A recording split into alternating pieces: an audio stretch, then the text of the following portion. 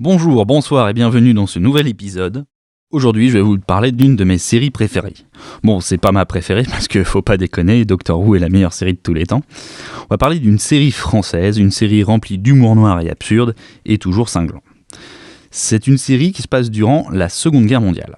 Alors, il faut savoir que je ne suis pas particulièrement fan des films de guerre, à l'instar de Il faut sauver le soldat Ryan, ou des œuvres plus contemporaines mettant en scène des guerres plus récentes, voire fictives, comme Edge of Tomorrow. Et même les comédies sur le sujet ne m'accrochent que rarement. Après, je vais pas conspuer tous les films de guerre, car j'aime ceux qui partent dans de la science-fiction ou de la fantasy, comme Starship Trooper ou Le Seigneur des Anneaux, ou qui l'approchent d'une manière différente, comme Au revoir là-haut ou Un long dimanche de fiançailles. Alors, comment cela se fait que j'ai voulu regarder cette série et que je l'ai autant appréciée ? Parce que du peu d'images que j'avais vues, ça avait l'air complètement barré, et en effet, ça l'est. Cette série, c'est La Lazy Company. On y suit l'armée américaine pendant la Seconde Guerre mondiale. Donc c'est une série uchronique, c'est-à-dire une série qui se permet de changer l'histoire, comme le débarquement ou le sort de Hitler, pour mieux raconter leur histoire. Ils en profitent même pour caricaturer des célébrités de guerre comme le patriotisme de De Gaulle ou le côté bon vivant de Churchill et le côté génie qui en devient agaçant de Einstein. Voire même changer la personnalité comme celle d'Hitler qui devient un dictateur colérique mais pas crédible pour un sou, un peu comme Kim Jong-un, et qui devient lubrique en nous offrant une scène de striptease.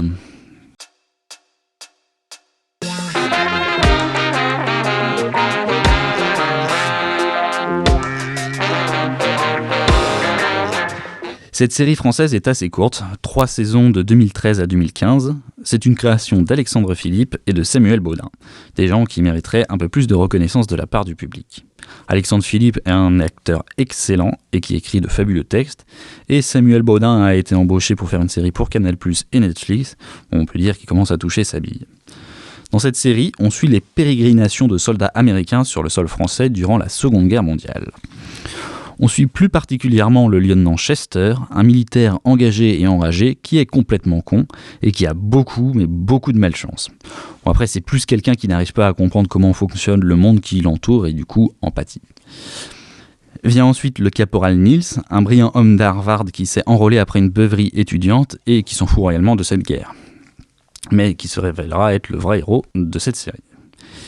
Il y a ensuite le soldat Henry, un puceau binoclard patriote trouillard et qui a une femme au pays et qu'il va vite oublier. Et Slice, un échappé d'un asile que tout le monde prend pour un fou mais qui se révélera être autre chose. On se tape une bonne bande de boulets, pour sûr. Personne ne les respecte au camp Neptune, la base militaire américaine dans la région. Cependant, le reste de la base vaut pas mieux qu'eux, entre le général grossier et colérique à l'excès, le second lèche-cul au possible et le docteur de guerre qui n'a jamais fait médecine. On se noie dans les incapables. Cependant, malgré leur malchance légendaire, les 4 protagonistes, renommés la Lazy Company, vont toujours se sortir de situations d'une façon tout aussi stupide que leur malchance leur tombe sur le coin de la gueule. Par exemple, c'est lors d'une cueillette aux champignons qu'ils capturent Hitler en flag. Même les nazis sont cons là-dedans. Après, les personnages ne sont pas écrits juste pour être des cons, ce serait trop simple et pas forcément intéressant. Ce sont des personnes normales, voire assez brillantes, mais qui sont mises dans une situation tellement tarabiscotée, et ils sont tellement mis dans la merde que par leur personnalité et leur trait de caractère bien trempés, ils vont donner l'impression d'être cons, alors que pas tellement.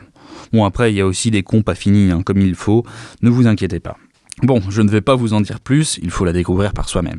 Je vous rajouterai juste qu'ils font quand même face à la menace nucléaire, aux traîtres et à un joli bordel surnaturel de temps à autre, provoqué bien souvent par les nazis. Bon, après, je peux vous raconter le premier épisode pour vous montrer le style de cette série. Le lieutenant Chester, le caporal Niels et le soldat Henry se retrouvent par la force des choses à collaborer ensemble sur le champ de bataille. Ils pénètrent dans un asile nazi pour récupérer des papiers. En sortant, ils embarquent Slice, qui lui-même a embarqué une radio. Ils utilisent cette radio pour faire connaître à leur base les dates du débarquement qu'ils viennent de récupérer. Mais la radio volée dans un asile nazi, c'est une radio nazie, champion. Et du coup, ils donnent les renseignements à l'ennemi et ils se font sévèrement engueuler par le général qui doit changer les dates du débarquement au 6 juin et ça l'emmerde parce que le 6 juin c'est la Saint-Norbert et c'est pourri pour une libération. Voilà. Et c'est ce genre d'humour qui manque, je trouve, cruellement dans les comédies françaises et comédies en général diffusées sur les écrans, petits ou grands. C'est un humour que j'aime bien car ce n'est pas un humour facile comme certaines comédies où gags tournent autour de la morphologie des personnages, les voies rectales, vaginales ou péniens, comme on nous habitue avec les américaines tarte à la merde. Dans la Lazy Company, malgré quelques blagues sur le physique, et encore c'est justifié par le cadre de l'épisode, comme celui qui questionne la place des femmes dans l'armée durant la guerre, mais à part ça, c'est un humour où la situation banale se transforme en bordel à cause de quiproquos ou de comic relief qui ajoutent au n'importe quoi ambiant. Chester, par exemple, pose trop souvent le pied sur une mine. Bon, sur le champ de bataille, ça paraît logique, mais bon, quand c'est dans la cafétéria de la base... Le tout est teinté d'humour noir et tranchant, dans des tournures qui rappelleront Alexandre Astier. Enfin bref, on rit d'eux non pas parce que ce sont eux, mais on rit dans la situation dans laquelle ils se sont mis. Si vous voulez, c'est comme comparer Scary Movie à OSS 117. Dans le premier, on rit beaucoup du caractère des personnages, tandis que dans OSS 117, on rit de la situation dans laquelle est Hubert, qui est en contradiction avec sa personnalité. Les 2 premières saisons sont humoristiques, remplies d'humour noir, d'humour subtil, d'humour simple, et d'humour beauf et vulgaire, mais bon, c'est ça qu'on aime. Et la dernière saison, elle est moins humoristique car elle parle de la vengeance et le sujet s'y prête moins à l'humour, et puis bon, c'est la conclusion de la série. Sur les 3 saisons, on retrouve par contre une ambiance des films de guerre, de science-fiction, de fantasy et même un petit peu d'horreur. Toujours dans l'humour quand même, parce qu'on est là pour ça. Et c'est un mélange de styles qui est assez facile à foirer, mais sur cette série, c'est assez subtil pour que ça passe. Et puis le casting trouvé joue beaucoup sur la qualité et la crédibilité de l'univers bigarré.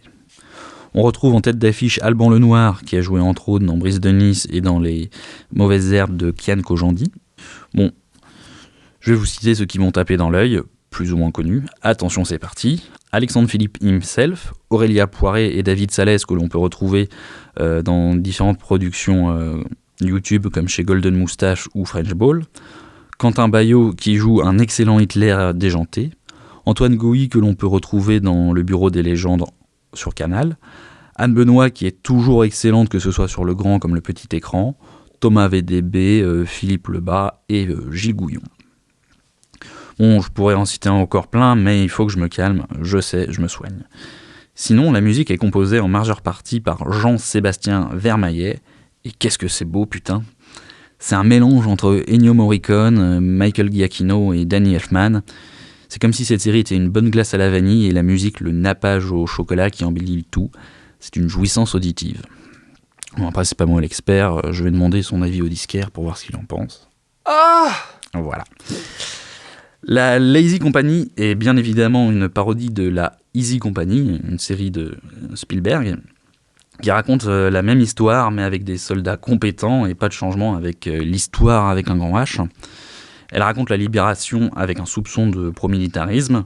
Cette série est assez bien faite et on arrive à tenir jusqu'au bout par le rythme haletant des scènes de bataille et assez tendu. Et on arrive à s'attacher aux personnages plus que dans un film. Mais malheureusement, après l'avoir vu, je l'ai vite oublié.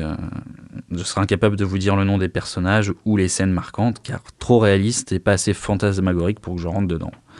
Je préfère 100 fois mieux regarder un nazi génétiquement modifié qui tue avec sadisme et avec un crayon, plutôt qu'un duel entre un sniper et un pistolet durant 15 minutes.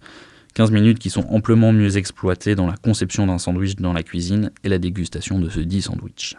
Sa réalisation est aussi très inspirée. Elle a une approche dans le style comique américain, que ce soit dans les personnages ou dans la mise en scène. Et il adore aussi parodier des vieux films d'horreur, des comédies musicales, des films d'espionnage ou des thrillers. C'est une réalisation aux petits oignons et c'est un bijou à voir absolument si vous aimez ce genre d'humour. Et bon, c'est un peu hors sujet, mais j'étais tout content de trouver cette série sur Netflix. Ça fait plaisir de la voir en HD et de la voir gagner en reconnaissance. Mais non, Netflix a décidé de dégager cette série, surtout pour la place qu'elle prenait. Ils se sont fait chier pour rien et ils m'ont bien fait chier. Du coup, pour la voir, vous pouvez toujours acheter le DVD, mais c'est quand même très difficile à trouver autrement. Enfin, pour conclure, je dirais que cette série, c'est OSS 117 qui rencontre Kaamelott et le soldat Ryan. Alors je vous invite à aller voir cette série si vous ne l'avez pas déjà vue et de donner une voix de plus à une œuvre qui n'arrive pas à se faire entendre comme elle le mériterait. Sur ce, je vous dis au revoir et mes condoléances pour votre temps libre.